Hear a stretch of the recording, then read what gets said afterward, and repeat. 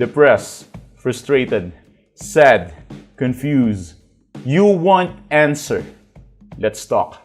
Give me a message sa page ko sa Philippine Dating Coach and you can have one-on-one coaching with Coach Baze, your dating coach. Just please subscribe to my channel and hit the bell button.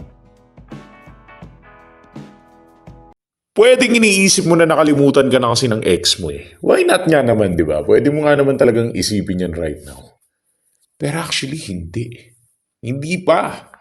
Kahit sabihin mong siya yung nakapaghiwalay sa'yo, kahit sabihin mong sinabi niyang hindi ka na niya mahal, kahit sabihin pa natin lahat ng uri ng pang-aalipusta sa'yo, ginawa na ng ex mo is everything about that. Pwede pa rin nating sabihin na, baka hindi na talaga ako mahal nitong ex ko. Naiintindihan kita sa part na yan. Pero sa experience ko, lagi nyo itong tatandaan. Ang ex, laging magulo. At yan yung magiging root cause at root reason kung bakit ito yung reason kung bakit di ka pa rin kayang bitawan ng ex mo kahit siya pa yung nakipaghiwalay sa'yo. Okay? Sasabihin ko sa inyo yung root at cause at reason. And syempre, darating sa isip mo, dapat ba talagang paniwalaan si Coach B sa sinasabi niya? Eto ako, napakatagal ko na sa industry na to, napakarami ko nang nahawakan kaso ng breakup, halos lahat nahawakan ko na. Siguro by experience na lang ang may pagyayabang ko sa inyo para sabihin na it's more than study. It's a natural experience within clients. Kaya eto ang katotohanan sa likod ng mga bagay na to. Okay, merong isang reason kasi kung bakit kahit anong lamig niya, hindi ka pa rin niya kayang bitawan. And hindi naman love yung dahilan nito. Merong mas malalim kasi na psychological reason behind that. At ang core reason natin ay tinatawag nating emotional attachment residue. Okay? Ang ibig sabihin ng emotional attachment residue sa lahat ng ex nangyayari to. Ibig sabihin, 4 na pointers, hindi totally nawawala yung attachment kahit nag-break. Hindi totally nawawala yung love. Attachment. 'Di ba? Hindi agad nawawala yan kahit nag-break. Meron pa rin naiiwan na emotional residue sa puso at sa utak niya. Ito yung hindi niya makukuha sa iba kahit pa itry niya. Kaya nga dyan lumalabas yung part na parang yung rebound, kaya bang punan ng rebound niya, kaya bang punan ng bago niya, yung relasyon na kakalin tulad sa amin on. Hindi. Kahit itry pa niya, hindi niya magagawa yun.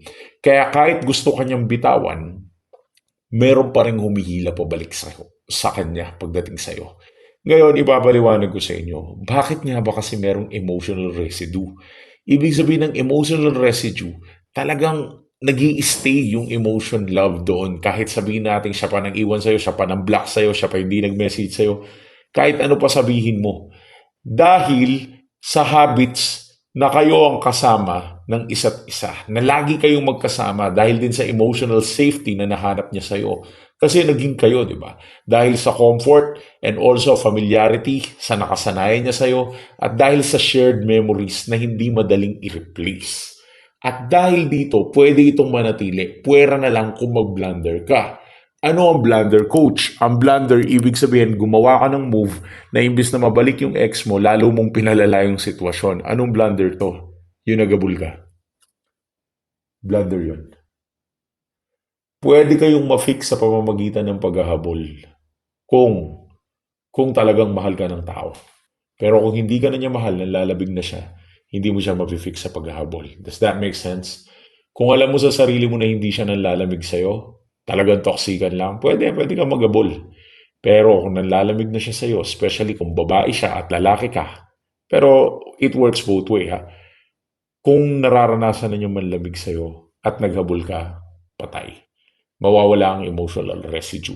Kasi mabavalidate ang feelings niya, tataas ang ego niya, tataas ang pride niya, mawawalan ka ng halaga, mawawalan ka ng value.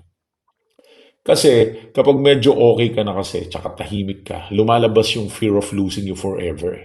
Kasi kahit gusto niyang kalimutan ka, biglang papasok pa rin sa isip niya na kung paano ikaw pala talaga para sa buhay niya. Paano kung mawala ka na ng tuluyan? Paano kung siya pala yung nagkamali sa desisyon na yan? At ang psychological loop na yan ay merong comparison effect. Once na meron siyang makilala, doon niya marirealize na iba ka pa rin. Hindi kayo pareho. At mas safe siya sa'yo kumpara sa bago niya. And the more your ex will compare you dun sa bago niya, the more na marirealize niya na hindi ka niya kayang bitawan. Dahil hindi ka naman naging perfect sa relationship, pero dahil irreplaceable ang emotional experience na naranasan niya sa'yo, mahihirapan pa rin siyang kalimutan ka. Huwag ka lang maghahabol. Ngayon, what trigger that makes it stronger?